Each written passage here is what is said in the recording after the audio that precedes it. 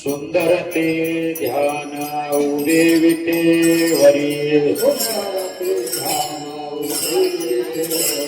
सुंदर ते ध्यान उदे विटे वरी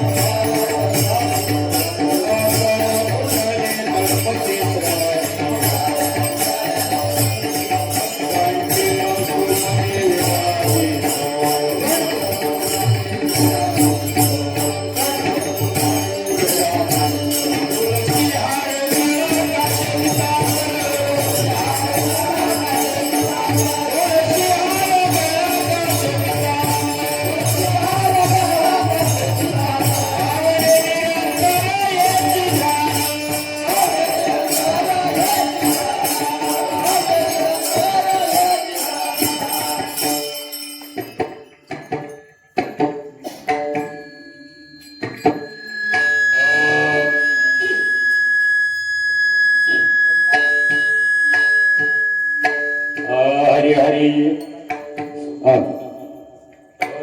तुका माने माझे हेची सर्व सुख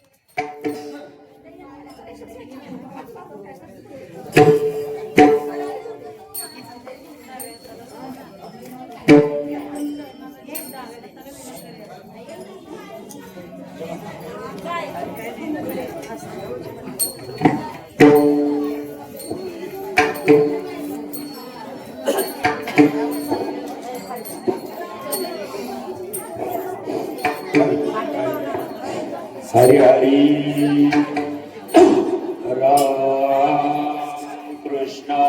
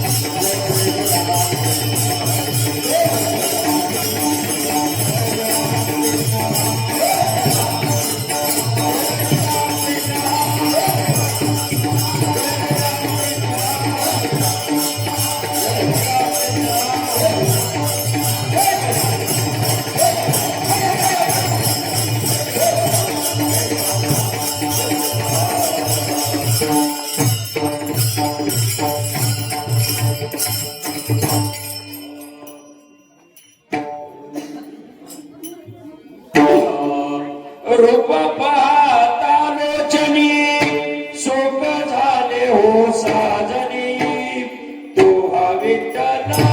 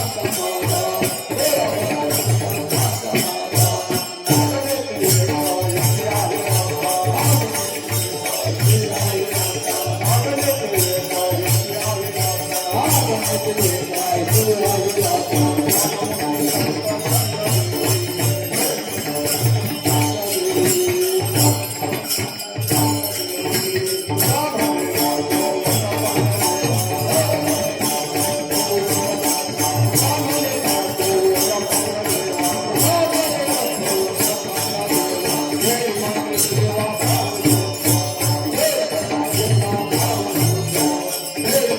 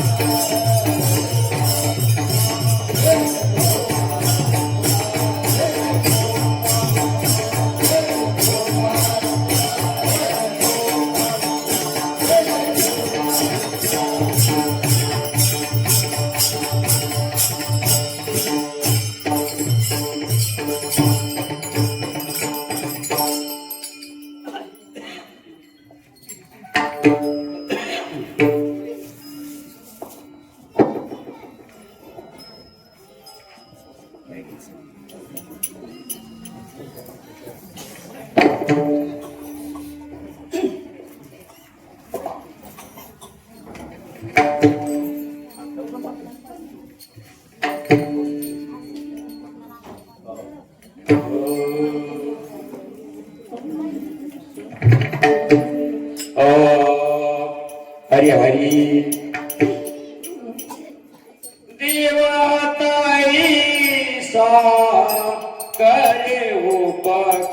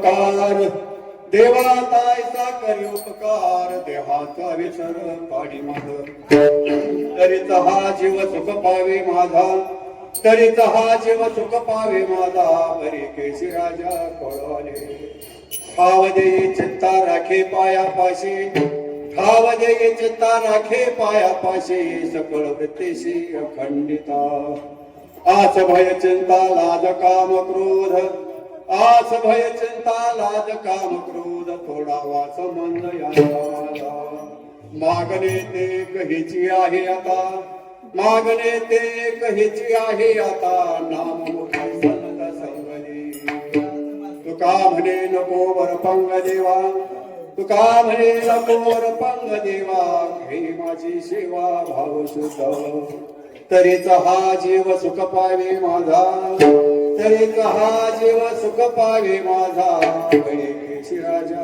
कळवाले ढाल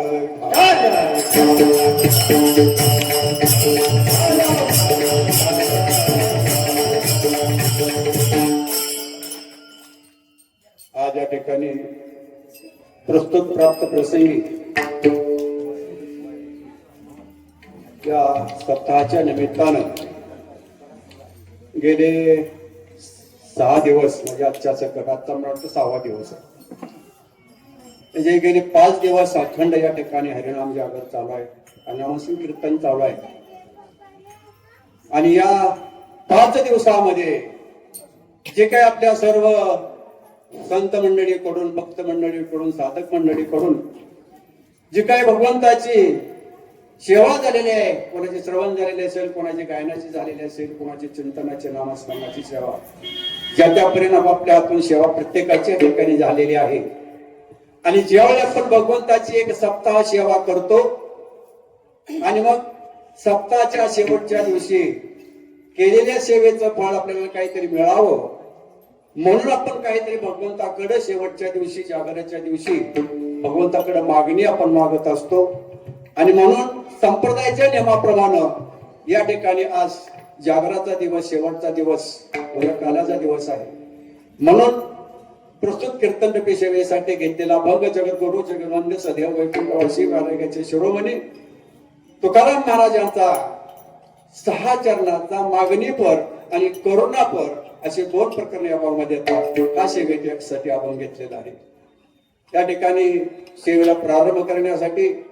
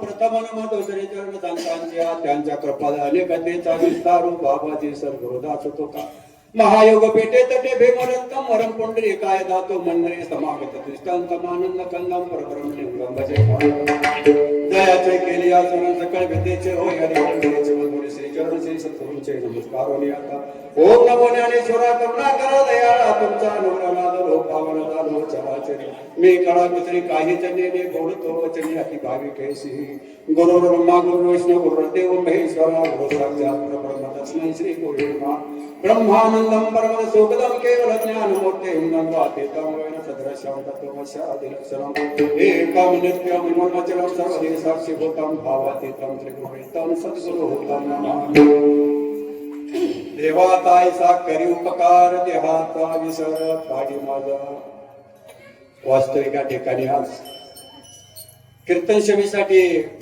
मला वाटतं रोजच्यापेक्षा थोडा उशीर झालेला आहे. अर्धा तास उशीर झालेला आहे. उशीर झाला जेवढा उशीर माझं कसं आहे जेवढा कीर्तनाला मी आजवर सांगत आले का जेवढा तुम्ही उशीर करचाल तेवढं उशिरा कीर्तन सुटत कारण जो अभंग घेतला त्यात अभंगही आज असा आहे की 6 चरणाचा अभंग आहे. अभंग मोठा आहे. अभंग मोठा त्याचं वास्तविक पाहिलं तरी या 6 चरणावर 2 दिवस म्हणलं तरी कीर्तन टाकलं. चरण 6 आहेत पण काळजी करू नका 2 तासामध्ये 6 चरण थोडक्यामध्ये संपवण्याचा मी प्रयत्न करेन. या ठिकाणी महाराज या प्रस्तुत अभंगातून भगवंताच्या चरणी प्रार्थना करतात. कशासाठी प्रार्थना करतात की हे भगवंता मला देहाचा विसर पा. कशासाठी देहाचा विसर पा तर या जीवाच्या ठिकाणी जे काय देहबुद्धीचं कष्ट मागं लागलेलं आहे देहाचा अहंकार या जीवाच्या पाठीमागे लागलेला आहे आणि त्यामुळं या जीवाला पदोपदी दुःख भोगावं लागतं. आणि म्हणून जोपर्यंत या देहबुद्धीतून जीव बाहेर पडत नाही तोपर्यंत हे दुःख सरत नाही आणि सुखाची प्राप्ती होऊ शकत नाही. आणि या ठिकाणी तुकाराम महाराजांनी भगवंताला विनंती केलेली आहे की देवा माझ्यावर तू उपकार कर. कारण का तर तुकाराम महाराजांना माहिती होतं की महाराजांनी आतापर्यंत कोणावर उपकार केले. नवे तुकाराम महाराजांना स्वतः माहित होतं की तुकाराम महाराजावर सुद्धा भगवंतानं अनेक वेळा उपकार केलेले आहेत. तुकाराम महाराजांना काय उपकार केले भगवंतानं बरे झाले देवा दिवाळे निघाले.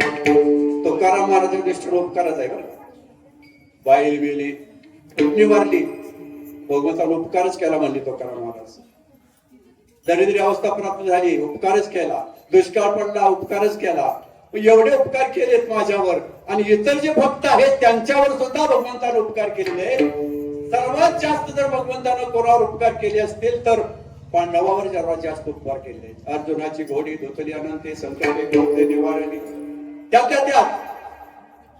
पांडव ज्यावेळी वनवासाला होते वनवासामध्ये असताना कौरवांनी काय केलं त्या पांडवांना त्रास देण्यासाठी छळण्यासाठी त्याचं सत्वहरण करण्यासाठी दुर्वास मुनींना त्या ठिकाणी पांडवाकडे पाठवलेलं आहे रात्रीच्या 12च्या वेळेला. आणि त्या ठिकाणी दुर्वास मुनी त्या ठिकाणी येत आहेत असं त्या धर्मराजाने पाहिलं. धर्मराजा त्या ठिकाणी दुर्वास मुनींना सामोरे गेले. यथोचित त्या ठिकाणी सन्मान केला आणि त्यावेळी दुर्वास मुनींनी सांगितलं की हे धर्मराजा मी या ठिकाणी आता मला भूक लागलेली आहे तर मला आता या ठिकाणी आत्ताच्या आता इच्छा भोजन पाहिजे. विचार करा रात्रीची 12ची वेळ आहे. त्यावेळी धर्मराजाने द्रौपदीकडे पाहिलं. द्रौपदीने धर्मराजाला सांगितलं तरुण रात्र झालेले आता जेवण स्नान केल्याशिवाय जेवणा येणार नाही आणि म्हणून सर्व ऋषींना स्नानाला पाठवून द्या. धर्मराजाने सर्वांना सांगितलं दुर्वास मुनींनी स्नान करूया. सर्व ऋषी मंडळी त्या ठिकाणी स्नानाला गेले. इकडे मात्र त्या द्रौपदीला चिंता पडली कारण सर्वजण त्या ठिकाणी जेवण झालेलं होतं सर्वांचं. सूर्यानं दिलेली थाळी सूर्यदत्त थाळी त्या ठिकाणी घासून पुसून ठेवलेली होती. त्याच्यावर आता काहीच करू शकत नव्हती आणि मग त्या ठिकाणी तिला आता फक्त भगवान श्रीकृष्ण परमात्म्याशिवाय आपल्याला कोणीही सहाय्य करू शकणार नाही याची त्याला खात्री झाली आणि त्यानं त्या ठिकाणी मग भगवान श्रीकृष्णाचा धावा सुरू केला.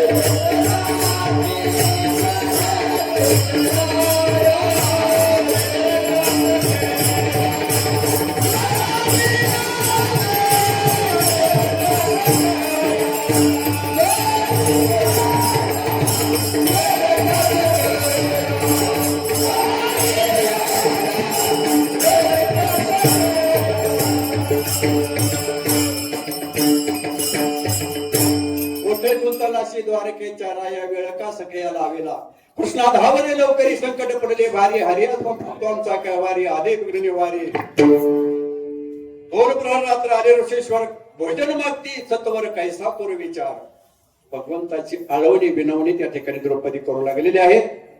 या ठिकाणी भगवान श्रीकृष्ण गोटवती परमात्मा द्वारकेच्या ठिकाणी आणि मग त्या ठिकाणी इतक्या लांब त्यावेळी टेलिफोनची वगैरे काही सोय नव्हती. इतक्या लांब दूरवर त्या कृष्ण भगवंताला बसायला गेला असेल. ज्यावेळी द्रौपदीनं धावा केला त्यावेळी श्रीकृष्ण परमात्मा जेवायला ताट घेतलेला आहे आणि ताटावर बसलेले आहेत. इतक्यामध्ये त्या द्रौपदीचा धावा श्रीकृष्ण परमात्म्याच्या कानावर पडला. उठावटी करडी स्वर्णाचा धावा घडवत नाही देवा. धावा कानावर पडता क्षणी श्रीकृष्ण परमात्म्यानं जेवणाचं ताट बाजूला सारलेलं आहे. गरुडाला घेतलेला आहे. गरुडावरती स्वार झालेले आहेत आणि निघालेले आहेत. पण गरुडाचा वेग सुद्धा श्रीकृष्ण परमात्म्याला कमी पडला. गरुडा त्या ठिकाणी सोडून दिलं आणि स्वतःच्या वेगाने श्रीकृष्ण परमात्मा तरी द्रौपदी निघाले. त्वरा झाली गरुडा द्रौपदीच्या लागे नारायणी. त्या ठिकाणी क्षणाचा विलंब नव्हता. श्रीकृष्ण परमात्मा पोच त्या ठिकाणी हजर झालेले आहेत द्रौपदीच्या ठिकाणी. आता हजर झालेले आहेत. द्रौपदीने कशासाठी बोलवलेला? भोजनाची व्यवस्था करण्यासाठी. आणि हा बाबा द्रौपदीला काय म्हणतोय, अगो मला भूक लागलेली आहे, मला काहीतरी जेवायला वाट. आता तू खाली पूर्ण घासून ठेवलेले होते, काही शिल्लक नाही. एका माणसात सुद्धा शिल्लक नाही, घास सुद्धा शिल्लक नाही. आणि हा म्हणतो मावटून मला जेवायला वाट.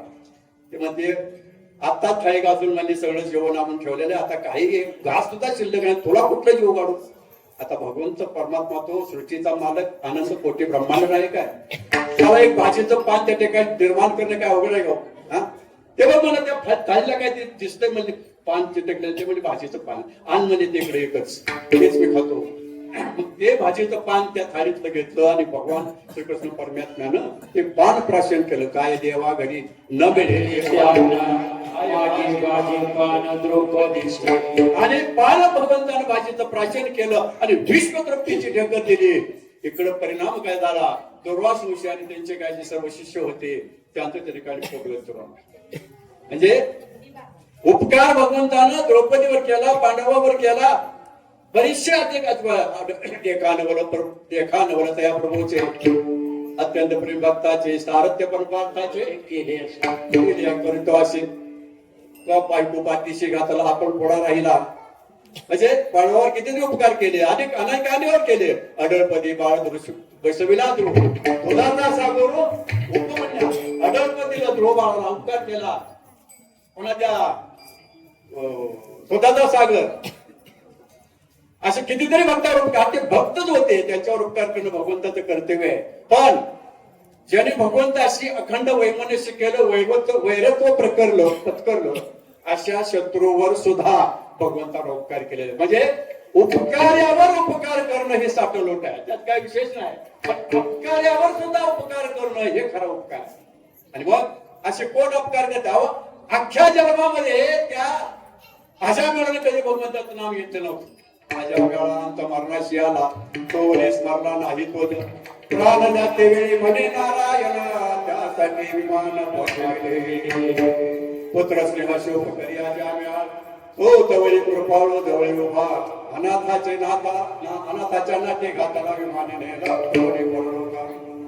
म्हणजे असा पापी असणारा अजामिळा याला सुद्धा भगवंतानं विमान पाठवलं. तुकाराम महाराज म्हणतात हे मी सांगते खोटं मानण्याचं कारण नाही, सत्य मानणारे सगळं उधरीला अजामिळ महापातकी चांडाळ नामासाठी अशा अजामिळाचा सुद्धा भगवंतानं उपकार केले. अजून कोणावर उपकार केले तर या ठिकाणी तुम्हाला विष पाजवादी पोतना राक्षसी सायुज्यता तिने सिद्धी किंवा तुवासनकाधिकाची मायने सायुज्य सौरस हेला पुत्री जे विषाचे निस्तरपाने मारवाने अहो स्वतःच्याच नामध्ये विष घालून भगवंत परमात्मा श्रीकृष्णाला मारण्यासाठी आलेली पोतना मावशी तिचा सुद्धा भगवंतानं उद्धार केला. असे कितीतरी आहे.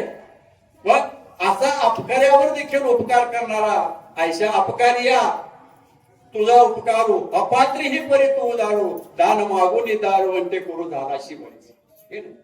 बळीच्या द्वारामध्ये त्रिपाद दान मागितली आणि त्या ठिकाणी बळीला पाताळामध्ये घातलं आणि देवाचं साम्राज्य देवाला परत घेऊन टाकलं. असा दुष्टांचा सुद्धा उद्धार करणारा किंवा उपकार करणारा भगवंत परमात्मा हे तुकाराम महाराजांना माहित होत. आणि म्हणून त्या ठिकाणी भगवंताला तुकाराम महाराज म्हणतात की देवा, तुला जर माझ्यावर काही उपकार करावासा वाटतोय ना, तर एकच कर की माझ्या देहाचा तू विसर पाड मला. कारण माझ्या देहाचा विसर पाडल्याशिवाय मला सुखाची प्राप्ती होणार नाही हे कळून आलेलं आहे. तरीच हा जीव सुख पावे माझा. देवा हातायसा तरीच हा जीव सुख पावे माझा. तरीच हा जीव सुख पावे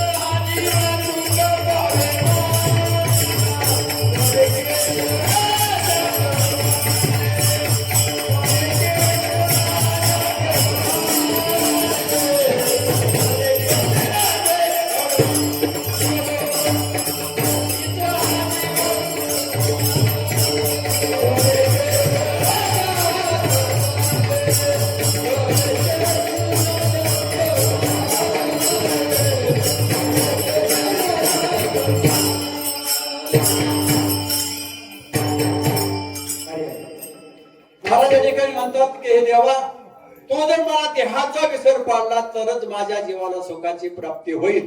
तरीच हा जीव सुख पावे माझा. बरी केशी राजा कळून आली. मला कळून आलेलं आहे की मला जर देहाचा विसर पाडला तरच सुखाची प्राप्ती होईल. आणि ठिकाणी असा प्रश्न निर्माण होतो या ठिकाणी किंवा शंका निर्माण होते की देहाचा विसर पडणं आणि सुखाची प्राप्ती होणं याचा कार्यकारण संबंध काय. कारण देहाचा विसर पडणं हे कार्य आणि सुखाची प्राप्ती कारण. देहाचा विसर पडणं कारण आणि सुखाची प्राप्ती होणे कार्य, यांचा काय संबंध आहे याचा आपण भावार्थानंतर त्याचा वेळ आहे त्याप्रमाणे उल्लेख करूया. आणि या ठिकाणी मग महाराज तिसऱ्या चरणामध्ये म्हणतात की माझ्या सकळ वृत्तीस चित्ताला आपल्या पायापाशी जागा द्यावा. ठाव देई चित्ता.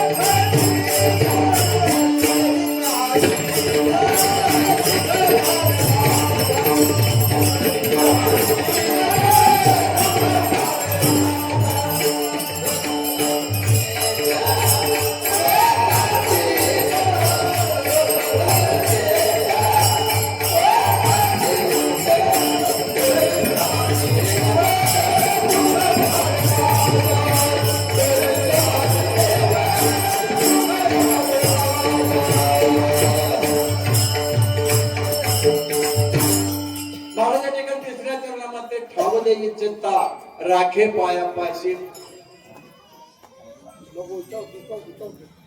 माझ्या संपूर्ण वृत्तीला भगवंता तुझ्या चरणाजवळ स्थिर कर. का? कशासाठी? तर चित्त हा कसा आहे? चित्त हा विषय म्हणजे चित्त म्हणजे मन. मन हे कसं आहे? चंचल आहे. बहुत चंचल चपळ जाता येता न लगे वेळ किंवा मन हे चपळ न रागे निचळ घडी कपळ स्थिर नाही. मला सांगा, 9 चंचल वस्तू शास्त्रकारांनी सांगितलंय. त्यामध्ये वारा आहे, पाणी आहे, अग्नी आहे, अनेक अशा वस्तू आहेत. मन आहे, लक्ष्मी आहे. आज 100ची नोट तुमच्या खिशामध्ये आहे, 2 दिवसात तुमच्या खिशात राहील का? नाही राहू शकत. मासा आहे आपल्या पाण्यामध्ये, तो एका ठिकाणी स्थिर राहिला असं कधी बघितलंय का? म्हणजे शास्त्रकारांनी सांगितलं की ज्या 9 वस्तू चंचल आहेत त्या 9 वस्तूमध्ये या ठिकाणी मनाचा समावेश आहे. मनाचा एक मन एका ठिकाणी कधीच स्थिर राहू शकत नाही. आज या ठिकाणी मनाचा वेग आपण समजतो सगळ्यात जास्त वेग कशाचा आहे? वाऱ्याचा आहे. पण वाऱ्यापेक्षाही जास्त वेग मनाचा आहे. आता या ठिकाणी महाराजांनी मुंबईला वास्तव्य केलं, मुंबईला होता ना, आता या ठिकाणी तुम्ही आता एका क्षणात मुंबईला जाऊ शकताय. किती वेळ लागतो? गेला 12 इतक्या वेळ जाऊन येतोय लवकर. म्हणजे सर्वात वेग जास्त कशाचा असेल तर मनाचा आहे. कारण मन एका ठिकाणी कधीही स्थिर राहू शकत नाही. त्या ठिकाणी आधीच एक माकड आहे. माकड एक चंचल आहे, स्थिर कधी राहत नाही. मर्कटस्य दुरापानम तत्र वृश्चिकदंशनम तन्मध्ये वृश्चिकदंशनम तन्मध्ये भूतसंचारो येतात हा भविष्य. म्हणजे माकड आहे आणि त्या माकडाला दारू पाहिजे, आपल्याला दारू पाहिजे. त्याच्यामध्ये त्या माकडाला विंचू चावला. आधीच चंचल माकड, त्याच्यामध्ये दारू पाजली आणि त्याच्यामध्ये विंचून दोष केला. माकड किती वडे आले. अशा प्रकारचं मन आहे. हे एक ठिकाणी स्थिर कधीच राहू शकत नाही. म्हणून महाराज वाया मन हे नाव एरवी कल्पनाची सावे माऊली म्हणतात बरं का. तुकाराम म्हणतात, तुका म्हणे राख म्हणे. कारण मनाचा हा ताबा स्वतःच्या मनानं कधीही आवरला जाऊ शकत नाही. म्हणून मनोमार्ग घेते तो हरिपाठी श्रीरामाला तोची.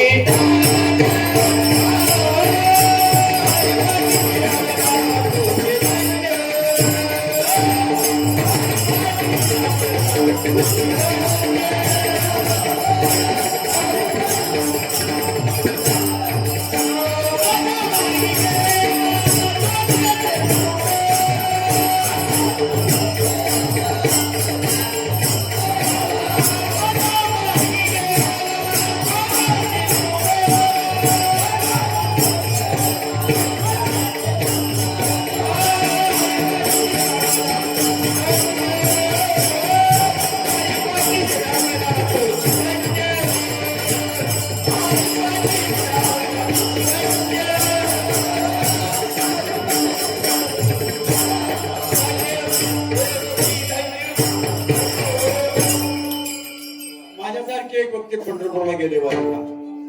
पंढरपूरला गेल्यानंतर स्नान वगैरे चंद्रभागेचं केलं आणि पांडुरंगाच्या दर्शनाला बारीला उभा राहिलं. आणि बारीला उभा राहिल्यानंतर त्या ठिकाणी अचानकपणे माझ्याच गावातील एक व्यक्ती त्या ठिकाणी बारीमध्ये मला भेटली. आता मी त्या ठिकाणी आजच्या दिवशी गेलेलो होतो. हा व्यक्ती गावातला दुसऱ्या दिवशी आलेला होता. दुसऱ्या दिवशी मी आजच्या दिवशी गेलतो आणि मग दर्शनाला बारीला मी उभा राहिलेला आहे. गावातला व्यक्ती मला त्या वारीमध्ये दर्शनाच्या भेटला आणि मग त्या व्यक्तीला मी विचारतोय, तो आता आला आज आला? तर होय म्हणला आज आलो. मग आमच्या घरी म्हणला ते ज्वारीच कळ करायचं म्हणतो. म्हणजे केली का ज्वारी? कोणाला विचारतोय? गावाच्या. म्हणजे हा विचार पंढरपुरात येतो होते. हा देह हा पंढरपुरात आहे. दर्शनाच्या पांडुरंगाच्या बारीला उभा राहिलाय आणि चित्त कुठं आहे? चित्त घरी. त्याच्या घरची मालकीण काय म्हणते? मालक आमचं वारीला गेले, पंढरपूरला चंद्रभागेचं स्नान केलं असेल, बारीला लागले असतील किंवा दर्शन झाले असतील किंवा आता कीर्तन ऐकत असतील. मंडळी कुठे आहे? घरी आहे. मंडळीचं चित्त कुठं आहे? पंढरपुरात. मग मला सांगा आता खरं पंढरपुरात कोण आहे? म्हणजे चित्ताचा विषय असा आहे, मन हे फार चंचल आहे. कधी माझे चित्त तुझे पाये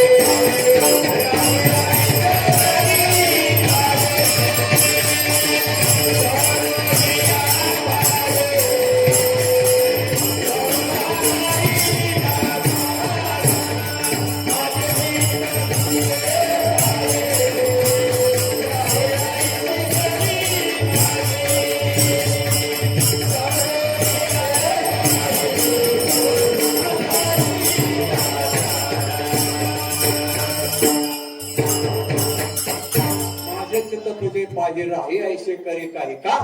तर स्वतःच्या सामर्थ्यानं मन आकळलं जात नाही, म्हणून भगवंताकडे तुकाराम महाराज प्रार्थना करतात की माझं मन, अगं माझं चित्त तुझ्या चरणाजवळ स्थिर कर.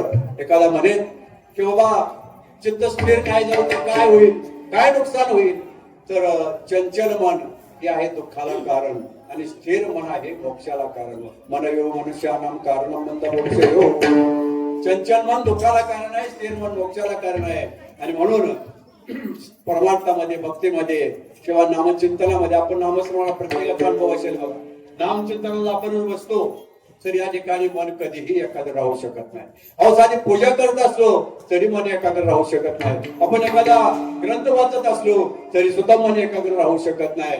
वाचन चालू आहे तोंडानं आणि मनामध्ये दुसराच विचारत आहे, इतकंही मन चंचल आहे. आणि म्हणून स्वतःच्या प्रयत्नानं मन आकळल्या जात नाही. म्हणून महाराज या ठिकाणी भगवंताच्या चरणाजवळ प्रार्थना करतात की भगवंता माझं मन तुमच्या सकळ वृत्तीचं तुमच्या चरणावर स्थिर करा की जेणेकरून मला तुमचा विसर पडणार नाही. आणि म्हणून या ठिकाणी महाराजांनी या ठिकाणी मनाला आकळण्यासाठी भगवंताकडे प्रार्थना केलेली आहे. आता या ठिकाणी माणसाच्या जीवाच्या ठिकाणी दुःखाला कारणीभूत असणार जे आहे अजून ते म्हणजे आस, भय, चिंता, लाज, काम, क्रोध या गोष्टी आहेत या भगवंता म्हणजे मनुष्याच्या परमार्थाच्या अत्यंत आड येणाऱ्या वस्तू आहेत की जेणेकरून भगवंताच्या मार्गात आपण वाटचाल करत असताना या गोष्टीचा अडथळा होतो. आणि म्हणून या गोष्टी दूर करा असं भगवंताच्या चरणी आस भय चिंता लाज कामा क्रोध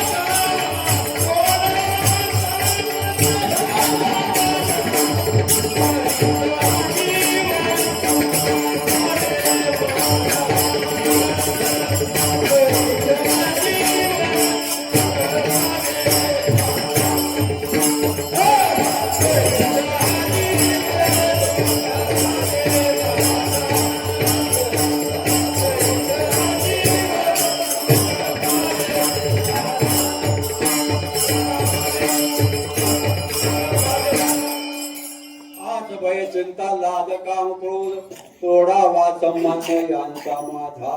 भगवंताकडे मागणी मागतात महाराज. आता एका गोष्टीचा आपण थोडक्यात एखाद्या विचार करूया. आस म्हणजे आशा, कारण आशा ही अत्यंत दुःखाला कारणीभूत आहे. जोपर्यंत आशा संपत नाही तोपर्यंत दुःखाची निवृत्ती कदापि होऊ शकत नाही. या ठिकाणी सर्व दुःखाला कारण काय आहे? आशा आहे. माणूस आशेशिवाय जगू शकत नाही. एखादा व्यक्ती समजा ग्रामपंचायतचा सदस्य झाला, मेंबर म्हणून निवडून आला.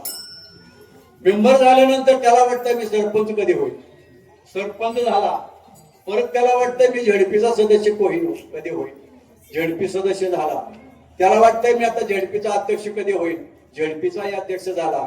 त्याला वाटतं मी आमदार कधी होईल, आमदारही झाला. त्याला वाटतं मी मंत्री कधी होईल, मंत्रीही झाला. त्याला वाटतं मी मुख्यमंत्री कधी होईल, मुख्यमंत्रीही झाला. त्याला वाटतं मी पंतप्रधान कधी होईल, पंतप्रधानही झाला. आणि शेवटी त्याला वाटते राष्ट्राचा देशाचा प्रमुख मी राष्ट्रपती कधी होईल. म्हणजे जशी जशी माणसाला मिळत जाईल तसं तशी माणसाची आशाही वाढतच जात असते. साध्या उद्योगपतीचं उदाहरण घ्या आपण. एवढे मोठे उद्योगपती आपल्या टाटा बिर्ला असू द्या, अंबानी असू द्या, अदानी असू द्या, अंबानी असू द्या, त्यांचा आशा संपलेला आहे का? आणि जर ह्या उद्योगपतीच्या आशा संपली असतील तर प्रत्येक वर्षी एक नवीन कारखाना त्यांनी काढला असता. पाच आता समाधान आसवडी इंद्राची संपत्ती समाधान नाही चित्ती. कितीही माणसाला मिळालं तरी माणसाची आशा संपत नाही. अहो माणसाचा जाऊ द्या, अज्ञानी जीव आहे, मायेत गुंतलेले आहेत आपण समजू शकतो. पण भगवान परमात्म्याला सुद्धा आशा सुटली. आशा उपजली अनंताशी, नीचे वामनत्व आले त्याशी, आशेने दिन केले देवाशी, कथा काय शेतरांची. पटोई भाव त्या ठिकाणी वामन अवतारामध्ये ज्यावेळी इंद्राचं सगळं साम्राज्य या वामनानं पादाक्रांत केलं, जिंकून घेतलं, त्यावेळेस देव सगळे भयभीत होऊन पडू लागले. तेव्हा त्या देवांचं साम्राज्य त्यांना परत देण्यासाठी भगवंतानं त्या वामनाकडं बटोबेश घेऊन 3 त्रिपाद भूमी 3 पावलं जमीन भिक्षा मागितली. या ठिकाणी जगाचा जो नित्य दाता तो आशेने केला पेकेस होता, वैर्याचे द्वारी झाला मागता, द्वार पळता ते देश. वैर्याच्या द्वारात भीक मागायला गेला आणि काय केलं, त्याचा द्वारपाल झाला. म्हणजे भगवंताला सुद्धा आशा सुटली नाही. सीता ज्यावेळी वनवासात असताना सीतेला त्या मृगाच्या कातडीची चोळी शिवण्याची इच्छा झाली आणि प्रभू रामचंद्र त्या हरणाच्या पाठीमागे लागले. म्हणजे म्हणण्याचा तात्पर्य की भगवंताला सुद्धा आशा सुटली नाही आणि सामान्य माणसाची आशा कशी सुटू शकेल. म्हणून जर काय आशा ही परमं दुःखम नैराश्यम परमं सुखम. आशा सर्व दुःखाला कारण आहे आणि नैराश्य म्हणजे उदासीनता, अनासक्ती यामध्ये सुख आहे. म्हणून सर्व दुःखाचं कारण काय असेल तर ही आशा आहे. आणि म्हणून आशा ही माझ्या जीवनात संपूर्ण टाका माझ्या ठिकाणी तो कारण मला सांगतात. आशा दुसरा कोणता सांगितलं, भय. दुसरा मुद्दा सांगितला त्या ठिकाणी महाराजांनी, भय माझ्या जीवनात राहू देऊ नको. भय सुद्धा हे सर्व अनर्थाला कारण आहे, दुःखाला कारण आहे. आणि मग शास्त्रकारांनी सांगितलं बाबा किती प्रकारचं भय, 9 प्रकारचं भय शास्त्रकारांनी सांगितलं. रोगे भय, रोगे प्रत्येक रोगचा भोग आहे, भोगे रोग भयम. जितके जितके भोग आहे त्या प्रत्येक भोगाच्या ठिकाणी रोगाचं भय. कुले चुकी भयम, उंच कुलामध्ये जन्माला आला, आपल्या या उंच कुलातून पतन होतं की काय अशी त्याला भीती आहे. त्याच्या काळात तर फार भीती आहे बरं का. उंच कुल म्हणजे कळतं ना, देशमुख, पाटील, राजे, महाराजे. एखादा देशमुख घराणं आहे आणि सध्याच्या काळात त्याला भीती आहे, एखाद्या वेळी मुली मिळत नाहीत आता.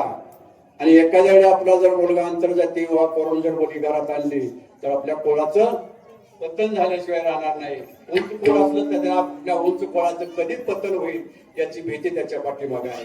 धनवान आहे, वित्तेन रूपाला भयम, म्हणजे धनवान आहे त्या धनाला राजाचं किंवा चोराचं भय आहे. या ठिकाणी कधी चोर आपली चोरी करून नेईल किंवा राजा धन आपलं कधी लुटून नेईल हे धनवानाला भीती आहे. एकाने मान्य दैय भयम, मान्य दैन्य भयम. तुम्हाला जर समाजामध्ये मान मान्यता मिळवायची असेल त्या ठिकाणी धन वेचावं लागतं, धन खर्चावं लागतं.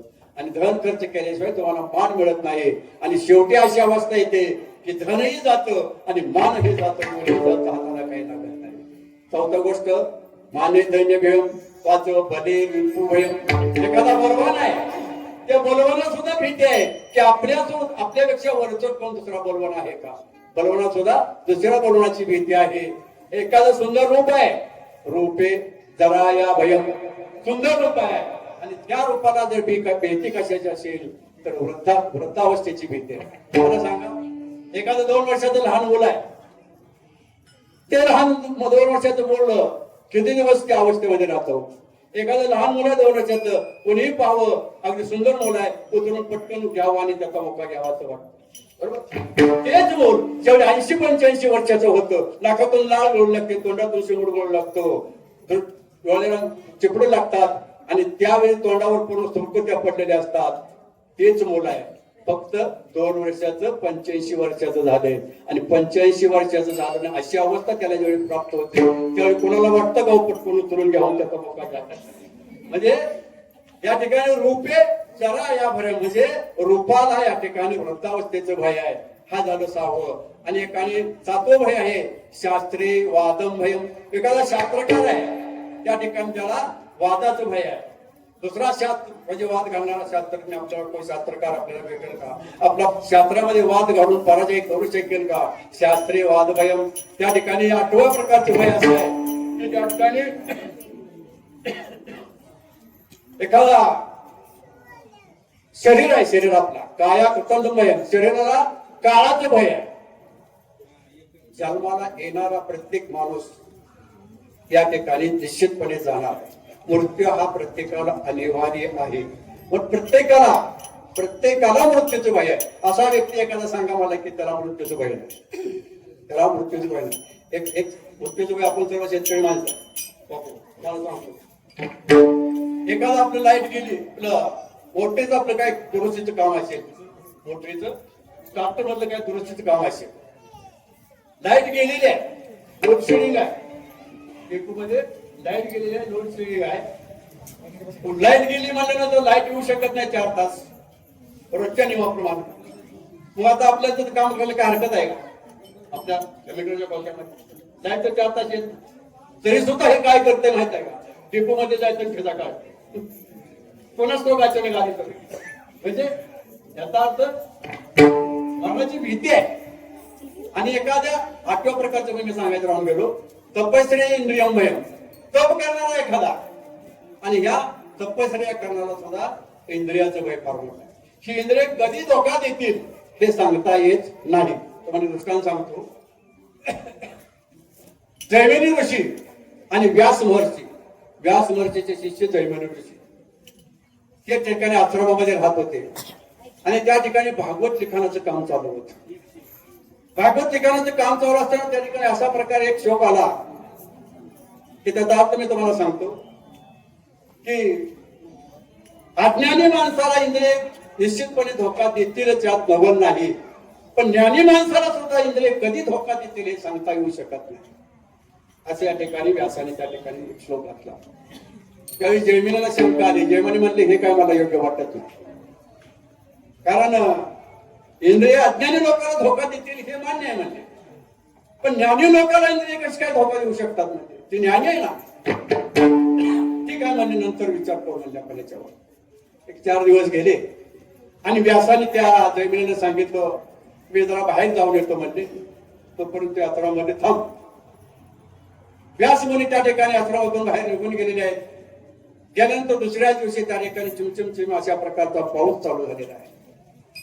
आणि पाऊस झाल्यानंतर त्या ठिकाणी व्यास महर्षीने काय केलेलं आहे एका सुंदर असा मुलीचं सुंदर तरुणीचं रूप धारण केलेलं आहे आणि त्या आश्रमाच्या वळचिनीला त्या ठिकाणी उभा राहिलेले आहे. जैमिनीनं पाहिलं बाहेर एक सुंदर तरुणी पावसानं भिजून चिंब झालेली आहे आणि वळचिनीला उभा राहिलेली आहे. त्या जैमिनीला थोडीशी दया आली आणि त्याने त्या स्त्रीला म्हटलं की ओ बाई म्हणलं असं बाहेर भिजत का उभा आहे आतमध्ये या. ते स्त्री आत आले.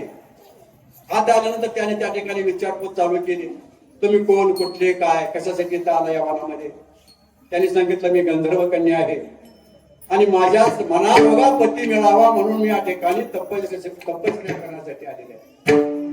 आणि त्यावेळी मग त्या जैमिनीनं सांगितलं त्या स्त्रीला की तुम्हाला जर मी पसंत असेल तर मी तुम्हाला तुमच्याशी लग्न करायला तयार आहे. कोण म्हणतंय जैमिनी माणसात. त्यावेळी त्या स्त्रीने सांगितलं माझी एक अट आहे म्हणजे की जो पुरुष घोडा होऊन मला पाठीवर बसवून आश्रमावरती 5 प्रदक्षिणा घालत त्याच्याशीच मी लग्न करेन. माझी तयारी आहे म्हणली जैमिनी. जैमिनी घोडा झाले. ती स्त्री पाठीवर बसली. 3 प्रदक्षिणा आश्रमाला घातलेल्या आहेत आणि त्या सुंदरीचं रूप पाहावं मुख पाहावं म्हणून त्या जैमिनीने वर पाहिलं. वर पाहिल्यानंतर कोणी दाढी मिशीवाली व्यक्ती त्याला दिसली. कोण होते हो?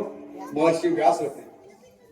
त्या क्षणाला मग त्या ठिकाणी महर्षी ऋषी खाली उतरले आणि परत व्यासाने विचारलं जैमिनीला, अरे जैमिनी, अज्ञानी लोकांना इंद्रिय धोका देतील यात नवल नाही, पण ज्ञानी माणसाला धोका देतील का इंद्रिय? जैमिनी म्हणले, माफ करा महाराज, ज्ञानी माणसाला सुद्धा इंद्रिय कधी धोका देतील हे सांगता येऊ शकत. मद कामाचे निगाहे ब्रह्मा कन्येशी धरू आहे, पराशरे केले काही भोगी पाहिजे देवा दुर्गदा. म्हणजे या ठिकाणी तपश्चर्या करणारा सुद्धा या ठिकाणी इंद्रियाचं भीती आहे. म्हणून शास्त्रकारांनी 9 प्रकारचं भय सांगितलं. आणि हे 9 प्रकारचं भय पारमार्थिक माणसाला, साधकाला, भक्ती करणाऱ्याला हे नाशाला कारणीभूत आहे, विध्वंस करणार आहे, हानी करणार आहे, परमार्थाला बाधा करणार आहे. म्हणून अशा प्रकारची भीती माझ्या मनामध्ये राहू देऊ नको असं म्हणून त्याच्याच त्यांनी तुकाराम महाराज प्रार्थना करतात. या ठिकाणी आज भय, तिसरी गोष्ट म्हणजे चिंता. आता चिंता आणि चिता 2 शब्द आहेत. फरक कशाचा आहे मला सांगा? फरक कशाचा आहे? चिता आणि चिंता. अनुसार फरक. चिता चिंता समाख्यता बिंदू मात्र विशेषता, सजीवम दहते चिंता निर्जवम दहते चिता. एक अनुसाराचा फरक आहे. पण चिंता ही जिवंत माणसाला जळते आणि चिता ही मृत शरीराला जळते. मग आता वाईट काय मला सांगा? चिंता वाईट आहे का चिंता वाईट? चिंता ही पावली माणसाला जाळते, क्षणाक्षणाला माणसाला जाळत राहते. एक माणूस होता, व्यक्ती असा, आणि आयुष्यभर त्यानं भरपूर कमवलं तरी सुद्धा त्याची चिंता काही संपलेली नाही. भरपूर कमवलं. किती कमवलं? 7 पिढ्याला संपणार नाही. 7 पिढ्याने जरी बसून खाल्लं ना तरी सुद्धा संपणार नाही, एवढं कमवलं. पण एवढं कमवून सुद्धा माणूस हा अगदी पाण्यासारखा झाला, जड पातळ झाला, रात्र दिवस चिंता. मग एक जणांनी विचारलं का एवढं आहे म्हणलं सगळं तुला, काही कमी नाही म्हणला, 5-7 पिढ्या बसून खाल्लं तर करायचं नाही. आणि एवढी तब्येत कशी डाऊन कशी काय झाली म्हणलं, कशी एवढी कशाची काळजी आहे तुला? अरे मान नाही म्हणलं, तू म्हणतोय ते, पण जे मी हे कमवले म्हणला हे 7 पिढ्याला संपणार नाही, बरोबर आहे, पण माझ्या 8व्या पिढीचं कसं चिंता. कथा पुराण ऐकता झोपे नाचले कथाता, खाटेवरी पडता व्यापी चिंता. माणसाला कीर्तनात बसलाय ना तुम्ही बसलाय, कोण ऐकतंय कोण बसले, तरी सुद्धा माणसाच्या मनामध्ये बरं का, तुम्हाला कसं काय कळतं? मला सगळं कळतं बरं प्रत्येका मनातलं. तुम्हाला काय ओळखून घ्यायचं असतं तर कोणा विचारा मला. प्रत्येकाच्या मनात तुम्ही एकदा ऐकताय, पण तुमच्या मनात कुठली ना कुठली चिंता आहेच. प्रत्येकाच्या मनात चिंता आहे. म्हणून ही चिंता माणसाला अधपतनाकडे नेते, परमार्थिक मार्गामध्ये अडथळा ठरते. आणि म्हणून ही चिंता, या चिंतेपासून मला तुम्ही मुक्त करा असं भगवंत त्या ठिकाणी भगवंताच्या चरणी प्रार्थना करतात. त्या ठिकाणी आस भय चिंता, चौथा कुठला लाज. परमार्थामध्ये भक्तीमध्ये सर्वात हानिकारक काय असेल तर लाज. हे पाहतो बरं का, आमची कीर्तनकार मंडळी काय आहेत, इतर वेळी वावरत असताना समाजामध्ये पॅन्ट शर्ट पोशाख घालतात. काय करतात? Pant shirt. आणि कीर्तनाच्या वेळेपुरतं 2 तास फक्त धोतर शर्ट घालतात. मला वाटतं का असं असावं? समाजात वावरताना त्यांना धोतर घालायची लाज वाटत असेल, बरोबर? जरी आड येती लाज कैसे गात सांडते, मोडले राहणे सुपंत मार्ग लागले चालवले जगे मोबंथे. लाज ही परमात्मा लाड आहे. धरलेली लाज सांडणे हित. लाज तेवढी नारायणी वाकडी वाणी पोरापे महाराज म्हणतात. भगवंताचे टाळी वाजवायला, भगवंताचं नामस्मरण करायला लाज वाटते, टाळ वाजवायला लाज वाटते. पण घरामध्ये लहान मुलापुढं वेडा वाकडी नसतो त्यावेळेस मात्र त्याला लाज वाटत नाही. नवे आपण पाहतो आता लग्न समारंभ आहे, लग्न समारंभामध्ये कशाही वाकड्या तिकड्या उड्या हाणायला, डान्स काम करायला लाज वाटत नाही त्याला. पण इथे कीर्तनामध्ये मात्र टाळी घेऊन राहायला लाज. आता विषय निघाला म्हणून सांगतो 2 मिनिटात. कीर्तनामध्ये नाचण्याची प्रथा कधी चालू झाली आणि लग्नामध्ये वरातीमध्ये नाचण्याची प्रथा कधी चालू झाली? कीर्तनात नाचण्याची प्रथा ज्यावेळी वाळवंटामध्ये नामदेव कीर्तन करत होते आणि आणि टाळकरी बेदून धरून त्या ठिकाणी नाचत होते, नामदार्या नाचत होते. पांडुरंग परमात्माला अतिशय उल्हास वाटला, आनंद झाला आणि त्याला सुद्धा मोह आवरला नाही पांडुरंगाला. आणि आपणही जाऊन त्या आनंदामध्ये सहभागी व्हावं, सामील व्हावं असं वाटलं. आणि पांडुरंग परमात्मा ठिकाणी वळवंटामध्ये आलेले आहेत आणि नामदार्याच्या कीर्तनामध्ये नाचू लागले. एकाची टाळी झाली चंद्रभागे वाळवंटी.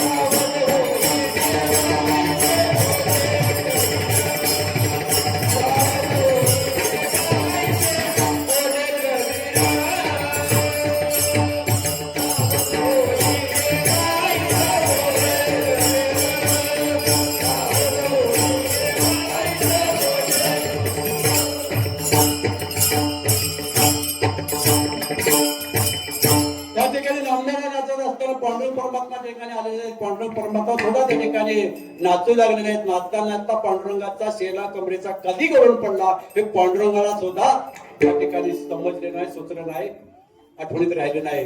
म्हणून नामदेव कीर्तन करी पुढे नाचे पांडुरंग, ज्ञानदेवा म्हणे बोला म्हणे नामदेवा बोला.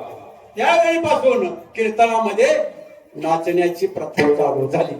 आता त्या ठिकाणी दुसरा मुद्दा मी माहिती बोलून गेलो.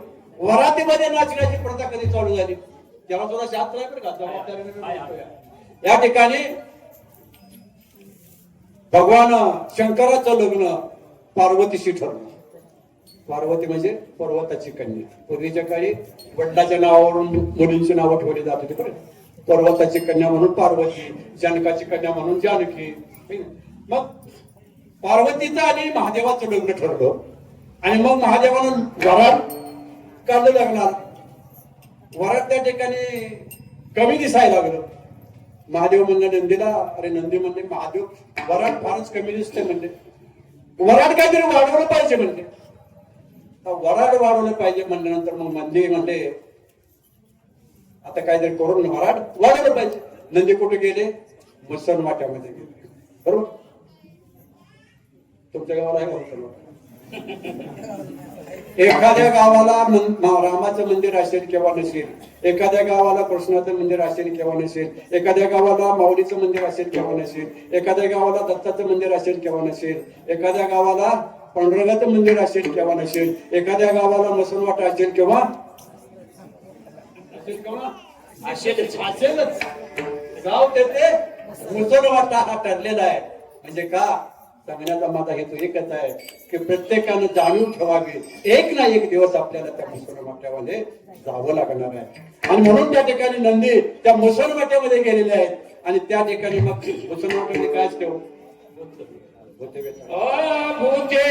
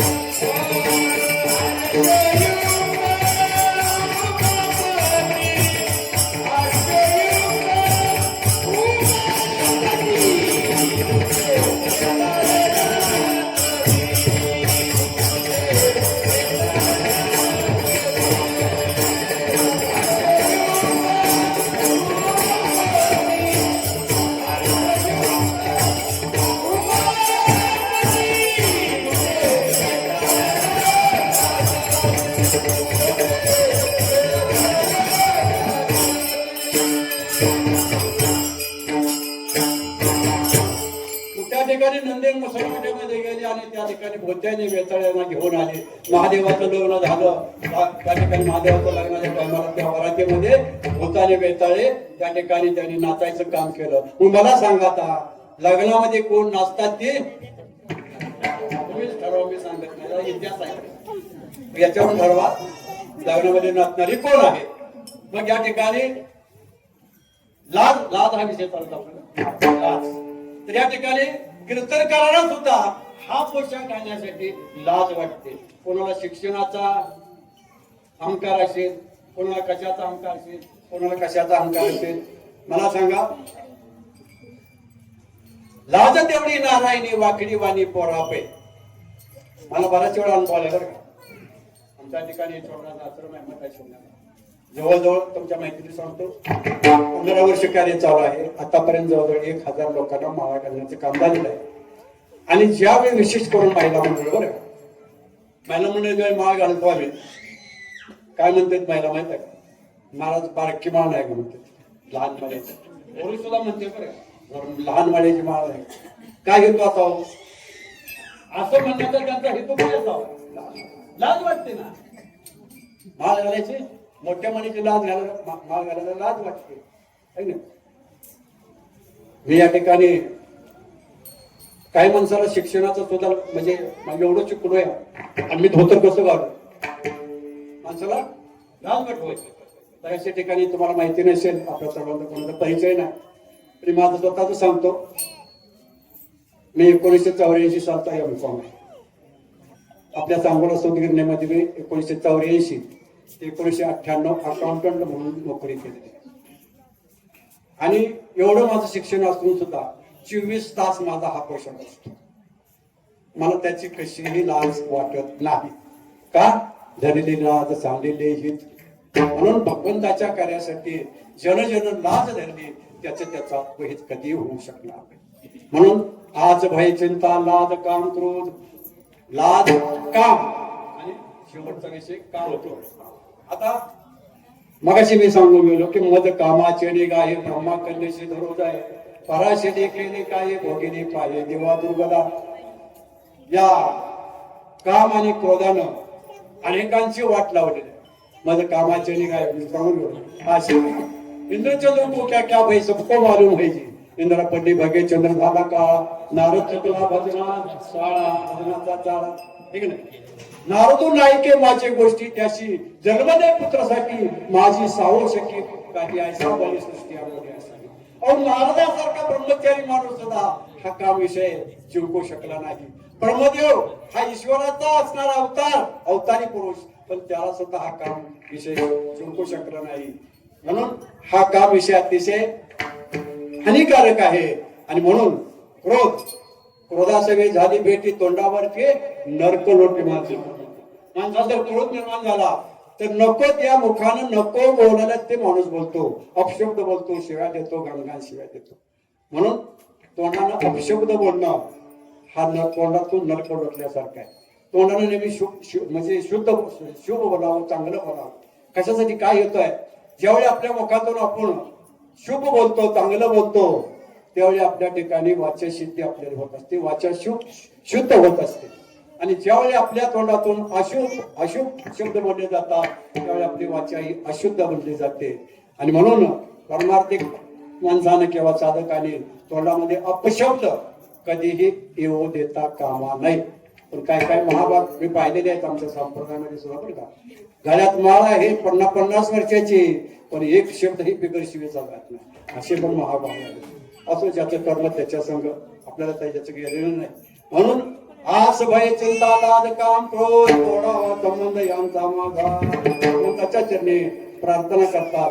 आणि शेवटी महाराज 5व्या चरणामध्ये मागणं मागतात.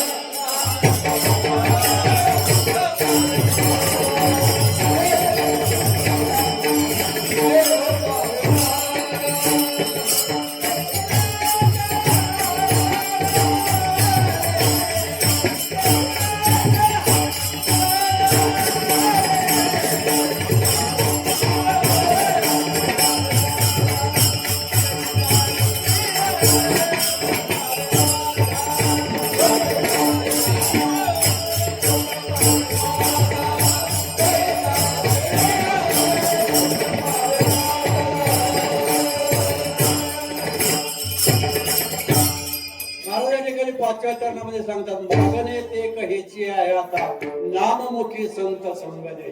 भगवंताकडे मागणं मागतात, करुणापर या ठिकाणी मागणं मागतात. काय मागणं मागतात की माझ्या वदनी तुझे मंगळ नाम हृदय अखंड तेव्हा ह्याची दान देवा तेव्हा हा विसर मुखामध्ये माझ्या अखंड नाम राहू दे. कशासाठी? नामाचीच का मागणी महाराजांनी या ठिकाणी केली तर नामापत्य तत्व नाही. मायानिक पंथाचा शेत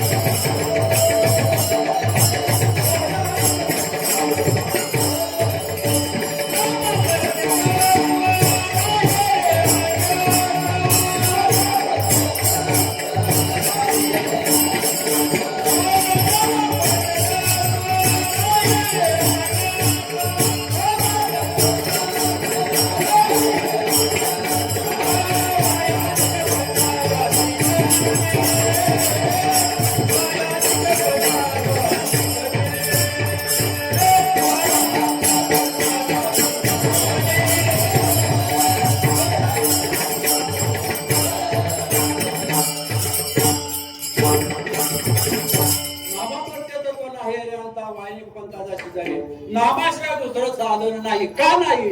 नाम संकीर्तन साधन पै सोपे. सगळ्या साधनामध्ये सोपं साधन कोणतं असेल तर नाम साधन आहे. तो वर्णा तत्पदामध्ये समर्थ म्हणतात तो वर्णा नामाधिकार नामे नाही लहान थोर दडमोड पैलपार पावती नामे. सर्वांना अधिकार आहे. यारे यारे लहान थोर याती बलती नारी नर सर्वांना अधिकार आहे. स्त्री असो पुरुष असो शूद्र असो हरिजन कोणीही असो सगळ्यांना या ठिकाणी नामाचा अधिकार आहे. म्हणून आणि नामासारखं दुसरं साधन नाही, सोपं साधन आहे. आणि म्हणतो मनानं नाम घेतलं तर आम्ही त्याचा फायदा काय? हरि उच्चारणी अनंत पापराशी नाम संकीर्तन साधन पैसे तेव्हा हरी हरी तुम्ही म्हणाले सकळ देणे माया फायदे आहेत नामस्मरणाचे. आणि म्हणून भक्त तुकोबाराया ठिकाणी नाम माझ्या मुखामध्ये अखंड राहू दे अशी भगवंताकडे मागणी केलेली आहे. आणि दुसरी मागणी कोणी त्याने कोणती केली असेल तर संतांची संगत माझ्या जीवनामध्ये अखंड राहील. अखंड दया तुझी माझ्या दयाची संगती मग मी कमळा परदे भगवानाने ओढून राहील तै ठाय. संतांचीच संगत का मागितली? काय एवढं महत्व काय संतांच्या संगतीमध्ये? क्षणार्ध सत्संगती देणे वाच वैकुंठे कल्पांते किंवा क्षणार्ध सत्संग तेने संगे होय भवभंग. काय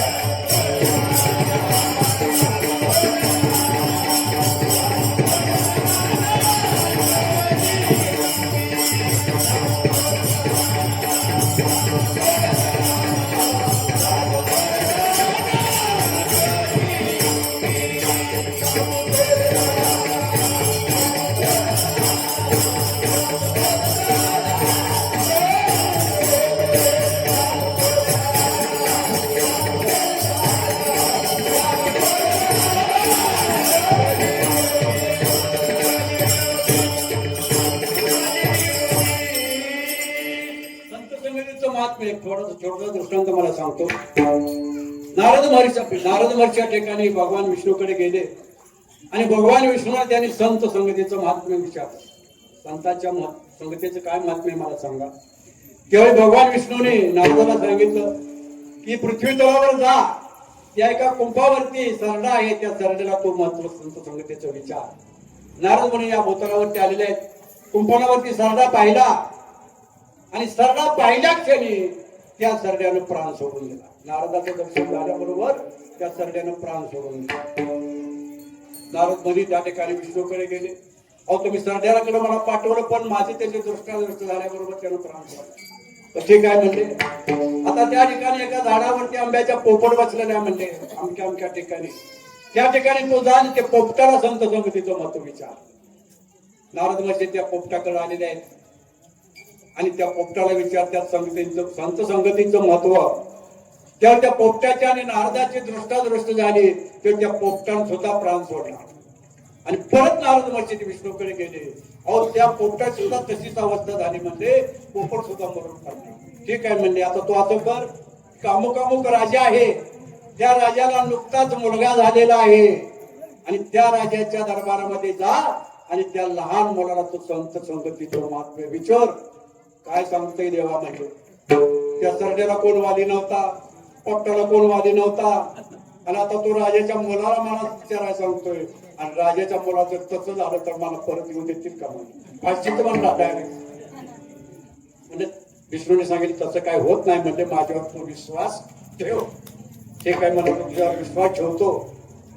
नारद गेले त्या ठिकाणी, तरी सुद्धा भीतच गेले. बरं काय होतं गेले त्या राजाच्या मनामध्ये. आता नारदाची स्वारी म्हणल्यानंतर स्वर्ग मृत्यू पाताळ फेरी लोकांमध्ये गमन करणारे राजाला अतिशय आनंद झाला. यथोचितपणे पाद्यपूजा केली. नारद महर्षीची बसायला आनंद दिलं, आसन दिलं आणि त्या ठिकाणी क्षेम कुशल विचारलं. म्हणजे महाराज काय इच्छा आहे सांगा, काय सेवा आपली करू. आणि त्या ठिकाणी मग राजाने ते लहान मूल होतं ते नारदाच्या आणून मांडीवर ठेवलं. नारदाला तर भीतीच वाटायला लागली. काय होतंय मुलामध्ये भीत त्यानं विचारलं मुलाला संत संगतीचं महत्व काय. त्यावेळी ते लहान मुलगा बोलायला लागलं, त्याला वाचा फुटली. त्या महान मुलानं सांगितलं की हे महर्षी, तुम्ही पहिल्यांदा मला भेटायला आला त्यावेळी मी सरडा होतो. तुमच्या दर्शनानं मला पोपटाचा जन्म मिळाला. परत पोपटाच्या जन्मामध्ये तुम्ही मला भेटायला आला, तुमचं दर्शन झालं. तुमच्या दर्शनानं पोपटाच्या जन्मातून मी मुक्त झालो आणि या राजाच्या पोटी मला जन्म झाला. याच्यापेक्षा अजून दुसऱ्या संत दर्शनाचं काय लाभ. म्हणजे अशा प्रकारचे इतकं महात्म्य संत संगतीचं आहे. आणि म्हणून महाराज या ठिकाणी संतांची संगत मागतात. पण या सध्याच्या कलियुगामध्ये संत भेटतात का? खरे संत भेटतात का? कोण खरा संत आणि कोण खोटा संत हे सध्या ओळखू येईल असं झालं. एक आम्हाला होता बरं का, शहरामध्ये पिक्चरच्या टाकी पुढं तो त्या ठिकाणी भीक मागत बसला होता. भीक मागत बसल्यानंतर एक व्यक्ती त्या ठिकाणी आली आणि त्याने 10 रुपयाची नोट त्याला दिली. 10 रुपयाचं नाणं त्याला दिलं, 10 रुपयाच्या ठोका. त्यानं पाहिलं,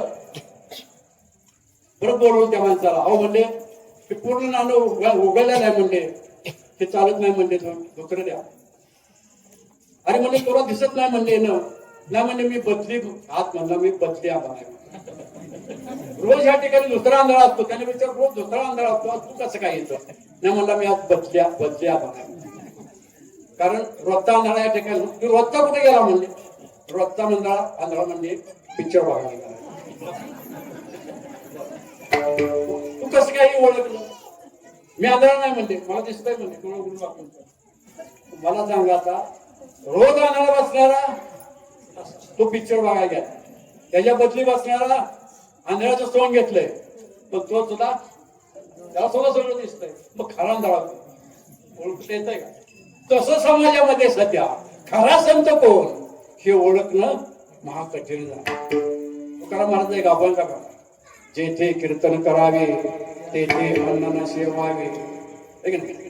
बुक्का लावू नये, माल घालू नये गळा, हार घालू नये गळा, माल घालू नये गळा, बुक्का लावू नये बाळा, तक्का वर्षाची जागा करणं लागू नये. तुका म्हणे दोघे घेती तेही दोघे नरका जाते. ही कीर्तनाची मर्यादा. ज्याला कीर्तन करायचंय ना, त्या कीर्तनकाराला तुकाराम महाराजांनी बाकीचा नाही बरं का, फक्त कीर्तनकाराला मर्यादा. नाही तर तुम्हाला मला काय सांगायला, तुम्हाला नाही, फक्त कीर्तनकाराची मर्यादा करून. म्हणून जेथे कीर्तन असे पाहिजे, जेथे कीर्तनकाराला मर्यादा घालून दिली. म्हणून हा तर पाहिला आपण समाजामध्ये. एकाला सांगतात, मला काही जास्त माहित नाही, कलेक्टरला किती पगार आहे सध्या? कोणाला माहिती आहे का? 5 लाख. 5 लाख म्हणा, 5 लाख म्हणले, 5 लाख गेले 30 करा, किती पडलं रोज?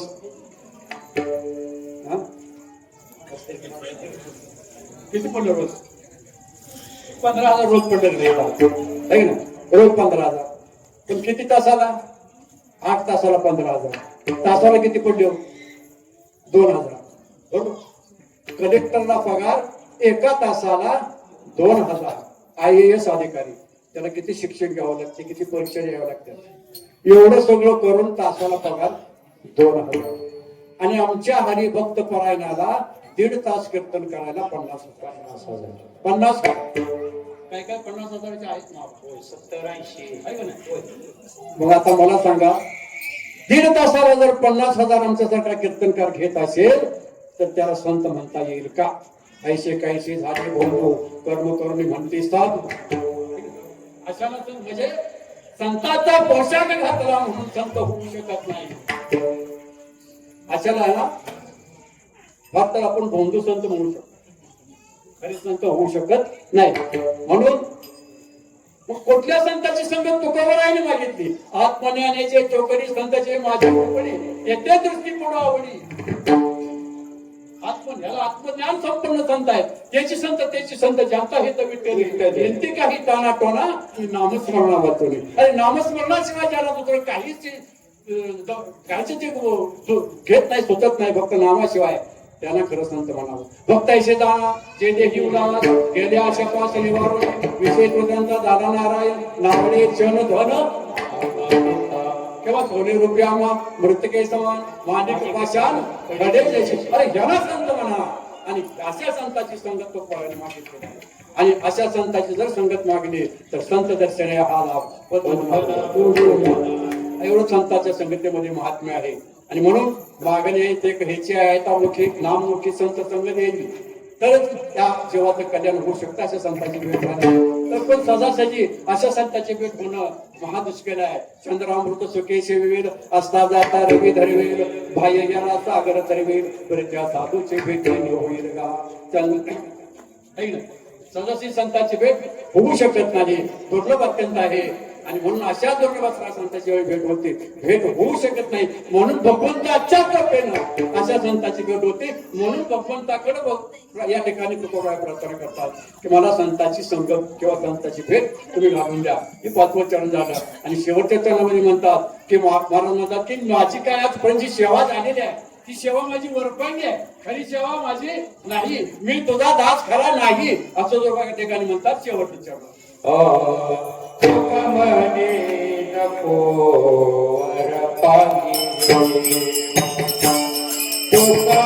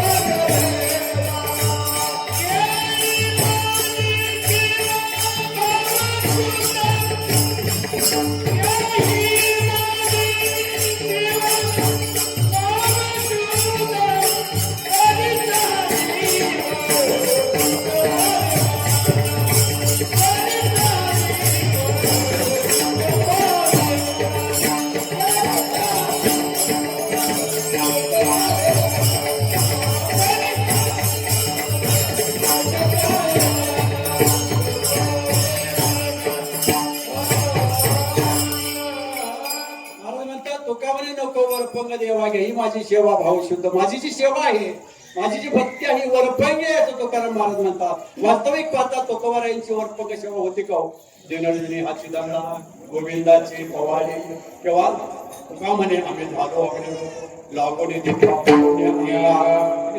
असो ऐसा कोठे आठवत नाही तिरीच विने ही भोगू दशा. कितीतरी प्रमाण आहे तुका म्हणे खातो आम्ही आनंदाचे लाडू यारे होऊ नका रानभरी. कितीतरी प्रमाण आहे किंवा वेदाचा तो मातीचे खावा आता कितीतरी प्रमाण आहेत तुकोबाराच्या अनुभूतीची. मग एवढं असताना तुकोबारा म्हणतात की माझी सेवा ही वरपंग आहे. नो हे दात खरा परी हा झाला शे डांगोरा गातो नाचतो दाखवितो जनापरी प्रेम नाही नारायणा अंगी. लोकांना दाखवतोय मी नाचतोय गातोय पण भगवंता तुझ्याबद्दल मला खरोखर प्रेम नाही. हे तुकोबारायचं म्हणणं आहे. हे तुकोबारायांची लीनता आहे, नम्रता आहे. वास्तविक तुकोबारायांची अशा प्रकारची भक्ती वरपांगी नव्हती तरी सुद्धा ते नम्रता घेतात, लीनता घेतात. म्हणून असं म्हणतात या ठिकाणी तुकोबारायांची वरपांगी सेवा म्हणतात की वरपांगी सेवा सुद्धा आपल्याकडून होऊ शकत नाही. आपल्याला भक्तीपेक्षा ज्ञानापेक्षा अहंकार जास्त. लोकांचा अंगी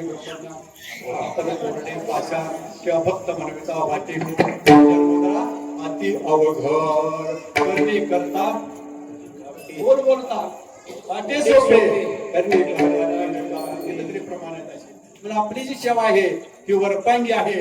आणि म्हणून तुकाराम माझ्या ठिकाणी म्हणतात की तुका म्हणे नको वरपंग द्यावा की ही माझी सेवा भाव शुद्ध. त्या ठिकाणी भावार्थ धावता भावार्थ वेळी जावावे. अजून थोडस चिंतन दुसऱ्या चरणाचं चिंतन थोडं पाठीमागे आहे. 5 मिनिटांमध्ये चिंतन आपण करूया. मध्यंतरी बदलावं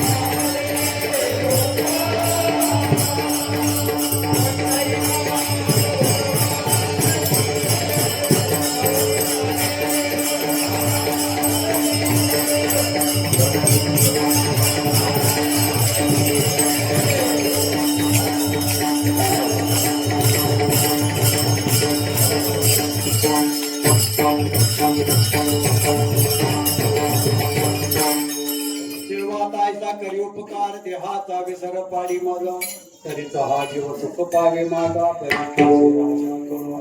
महाराज या ठिकाणी भगवंताकडे प्रार्थना करतात की देहाचा विसर मला पाडा. वास्तविक पाहता बोलू नका. या ठिकाणी महाराज भगवंताकडे प्रार्थना करतात की देहाचा मला विसर पाडा. वास्तविक जर पाहिलं तुमच्या आमच्या दृष्टीनं एखादा मनुष्य जर बेशुद्ध झाला तर त्या माणसाला शुद्धीवर आणण्याकरता आपण हर तऱ्हेने प्रयत्न करतो. डॉक्टर दवाखान्यात नेतो, डॉक्टरकडे नेतो, वारा घालतो, तोंडावर पाणी मारतो, जेणेकरून शुद्धीवर येईल याचा आपण प्रयत्न करतो. एखादा माणूस बेशुद्ध झाला आणि महाराज या ठिकाणी म्हणतात की देहाचा विसर पाहिजे. या ठिकाणी आपल्याला उलट दिसते का नाही, विरोधाभास दिसते का नाही. आपला प्रयत्न एखादी व्यक्ती जर बेशुद्ध झाली तर त्याला शुद्धीवर आणण्यासाठी आपला प्रयत्न. आणि महाराज म्हणतात की मला देहाचा विसर. तर या ठिकाणी हा कसं काय, हा विरोधाभास कसा आहे. तरीच जीव माझा सुख पावेल. या ठिकाणी महाराज म्हणतात की ज्यावरती महाराज म्हणतात देहाचा विसर पडला तरच माझा जीव सुखी होईल. आता या महाराजाच्या म्हणण्यावर आपल्याला शंका निर्माण होते बघा. ज्यावरती महाराज म्हणतात माझा जीव सुखी होईल त्या अर्थी जीव हा दुःखी असला पाहिजे.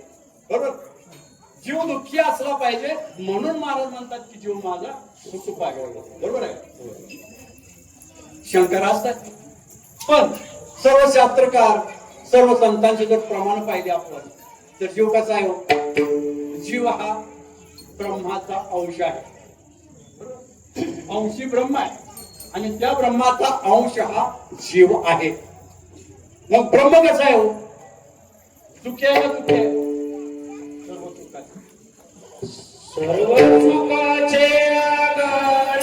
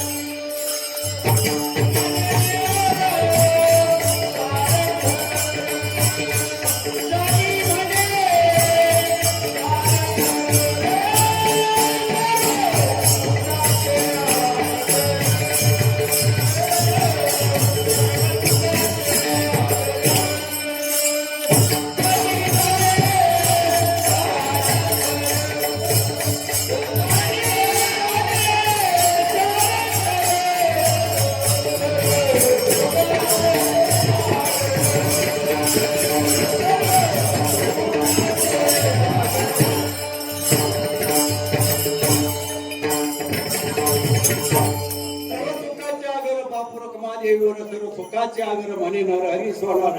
सर्व सुखाचे आगर जनी म्हणे सर्व सुखाचे आगर तो हा उभा किंवा सुखरूप आहे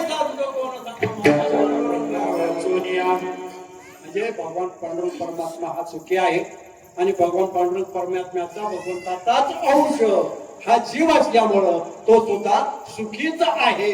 पण मग महाराजाचं या ठिकाणी का म्हणतात तर जीव स्वामीने जीव माझा असताना जीव हा सुखी आहे.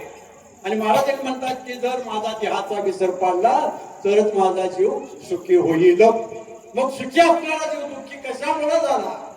दया देह संबंधात प्रतिपदी आत्मघातो काहीच नाही.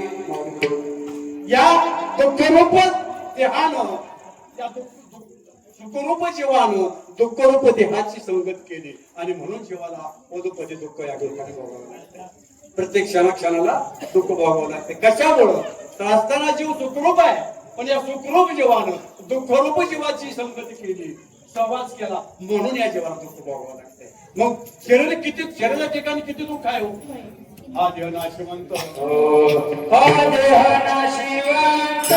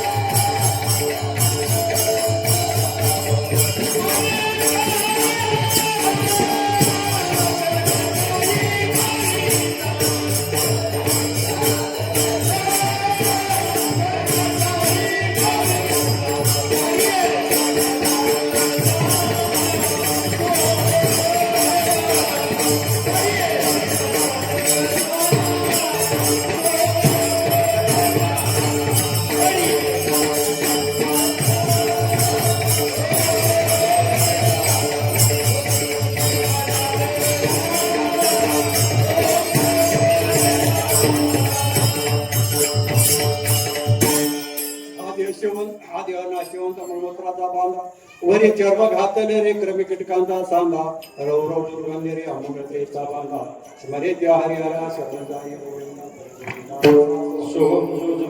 आणि या दुःखाच्या ठिकाणी किती दुःख आहे देहाच्या ठिकाणी शरीर दुःखाचे कोठार शरीर रोगाचे भांडार शरीर दुर्गंधीचे धार नाशा पुत्र शरीराईशे देह विटाळाचे आळे माया भोपाचे जाळे पतन शरीराच्या मुळे शरीर काळे व्यापिले या दुःखाच्या किती हा जो देह आहे हा देहाच्या मानवी कधीपासून दुःख चालू जातं मातेच्या उदर पुढे विष्टाने चहूकडे नाची तोंडी कृमीकडे या गर्भामध्ये काय सांग गर्भामध्ये असतानाच या देहाच्या पाठीमागे दुःख लागलेलं आहे आणि जरी या देहाचा गर्भाच्या मातीतून बाहेर येताना तो त्याला किती दुःख आहे 9 मास कष्टदाशी 10व्याने झाले पोटाचे कार कर्ममान तुझी अडकले दुःखे ते 10 भोगले किती त्रास आहे जीवाला म्हणून गर्भात असताना दुःख आहे बालावस्थेत असताना दुःख आहे तारुण्यात असताना दुःख आहे म्हातारपणी तर सुख मिळेल का अशा माणसाला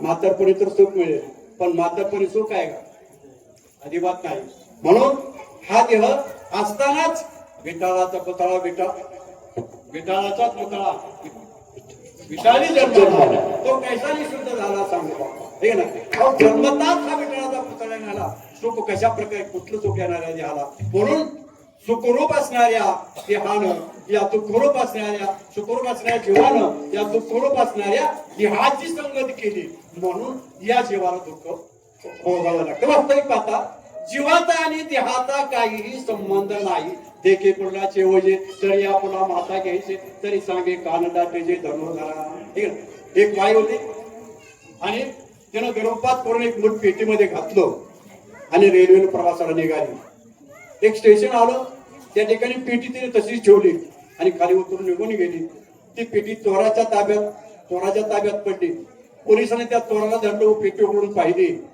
आणि बघता तर आज लहान मुलाचा मृत केला त्या चोराने पोलिसांनी पकडलं आणि जेलमध्ये टाकलं वास्तविक पाहता ती पेटी चोरांची होती का देखे पुढाची वचे आपला माता घ्यायची दुसऱ्याची पेटी आपण घेतली म्हणून त्याला जेलची हवा म्हणून देखे पुढाची वजे कोणाचा कोणाशी नाही संबंध आहे शुद्ध बुद्ध ठाईचे ठाई वास्तविक जीवाचा आणि देहाचा काहीही संबंध नाही तरी सुद्धा जीवानं देहाचा त्याचा स्वतःचा संबंध मानलेला आहे आणि जोपर्यंत हा मानलेला संबंध जीव देहाचा सोडत नाही तोपर्यंत त्याला कदापि सुखाची प्राप्ती होऊ शकत नाही म्हणून यातून हा जर दुःख सोडायचा असेल त्याला जीवाचा संबंध करणे केला त्याग पाहिजे बुद्धीचा म्हणजे देहाची जी संगत आहे ती केलेली संगत सोडल्याशिवाय या जीवाला सुख मिळू शकत नाही आता एखादा म्हणजे देहाचा विसरच कशाला पडायला पाहिजे देहाचा विसर पाडण्यासाठी भगवंताची प्रार्थना कशाला करायला पाहिजे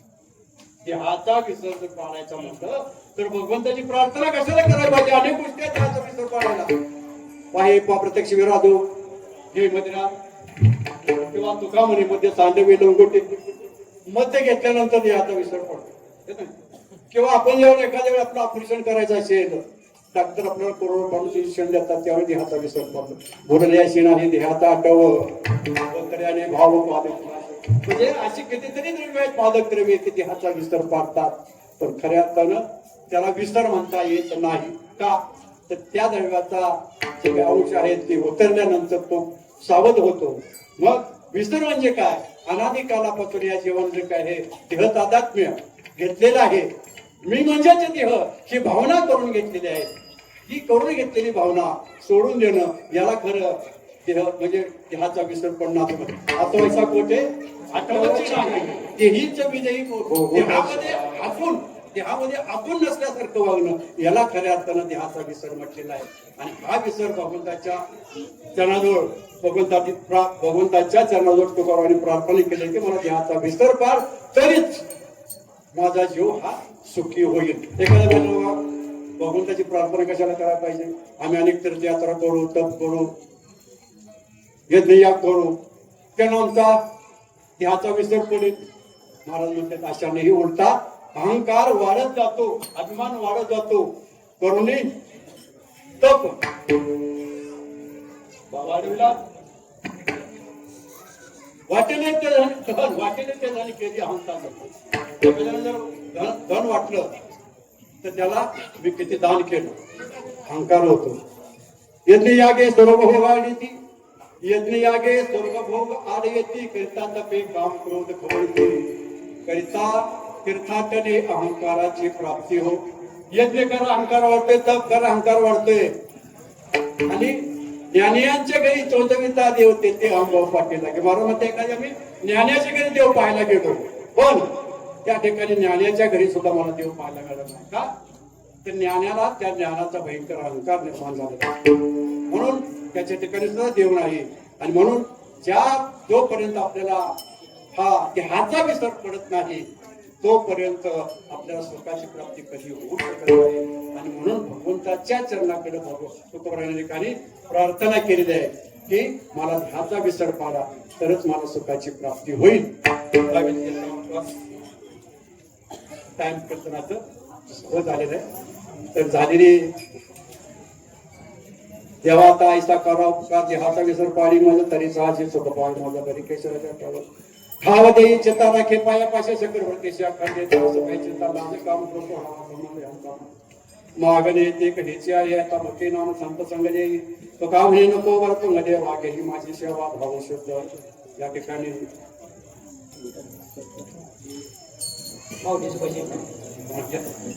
ज्ञानेश्वर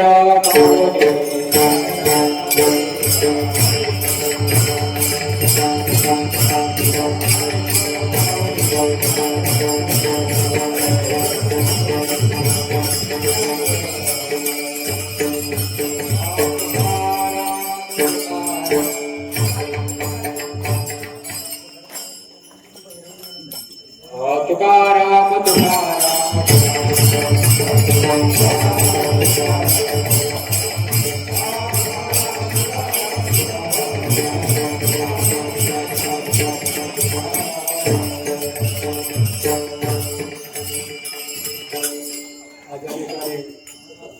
जशी माझ्या बुद्धीला जमेल पेरेल सुचेल आणि माझ्या स्वतःहून जसं मला काही ठिकाणी बोलण्याची संधी दिली त्याप्रमाणे यथामती यथा अवकाश या ठिकाणी सोडण्याचा प्रयत्न केलेला आहे.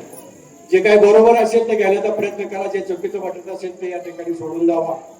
आणि झालेली ही सेवा या ठिकाणी तुम्ही सर्व टाळकरी माळकरी गायक वादक साथ करणारे श्रोते सगळ्यांच्या चरणाशी माता भगिनी याच्या सर्वांच्या चरणी अर्पण करतो. त्याचप्रमाणे ज्या माता पितेच्या पोटी जन्म घेतला आणि म्हणून हा परमार्थाचा लाभ मला मिळू शकला त्या माता पितेच्या पोटी चरणी अर्पण करतो. आणि त्याच प्रमाणे आज या ठिकाणी तुम्हाला सांगावं असं एक मला वाटतंय की मगाशी मी सांगून गेलो की माझं शिक्षण जवळजवळ M.Com पर्यंत झालेलं आहे M.Com झालेलं आहे. आणि याचं सर्व श्रेय आज या ठिकाणी उपस्थित असणारे आमचे ज्येष्ठ बंधू निवृत्त शिक्षणाधिकारी तानाजी घाडगे साहेब आमचे ज्येष्ठ बंधू आहेत. केवळ आणि केवळ त्यांच्या कृपेमुळे मी 8वीत असताना 6 महिने शाळा सोडून दिलेली होती. केवळ त्या बंधूच्या कृपाशीर्वादाने म्हणा सहकार्याने म्हणा की पुढचं माझं सगळं शिक्षण हे त्यांच्या आशीर्वादाने कृपेनं पार पडलं. आणि म्हणून आज मी इथं परत येऊ शकलो. या ज्येष्ठ बंधूंच्या चरणाची मी सेवा अर्पण करतो आणि या ठिकाणी सेवेला पुढे राहतो. जय विठ्ठल.